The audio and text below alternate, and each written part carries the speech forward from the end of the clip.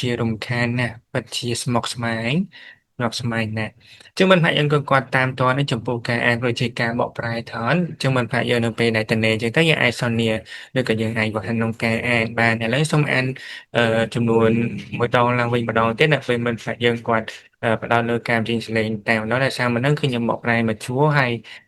អានមកជួរបកប្រែមកជួរទៅអត់ពេលឥឡូវគឺខ្ញុំសូមអានឡើងវិញជាភាសាចិនសុទ្ធហើយមិនថាយើង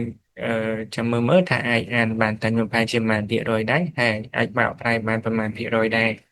诶，小姐，请问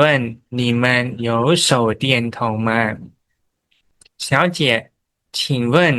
你们有手电筒吗កញ្ញាសូមសួរថាតើពួកអ្នកមានអឺបលប្រចាំងដែរឬទេតើអត់មិនថាយើងក៏ស្ដាប់ភ្លាមហើយបកប្រែភ្លាមអញ្ចឹងណាឬក៏អាចអានតែខ្ញុំឲ្យចាំបកប្រែក៏បានដែរនៅពេលដែលមិនឲ្យគាត់មើលវីដេអូហ្នឹងអាចស្គប់ទៅដោយសារវីដេអូគឺជាវីដេអូ record ដែរតើអត់ទេអូខេអញ្ចឹងសូមអានចិនសតតែម្ដង小姐请问你们有手电筒吗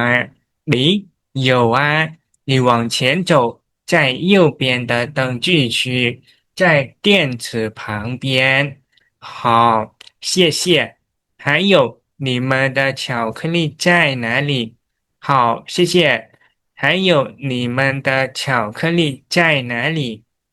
在食品区，在二楼，在食品区，在二楼。不好意思，这里有收银台吗？收银台在一楼啊，真麻烦。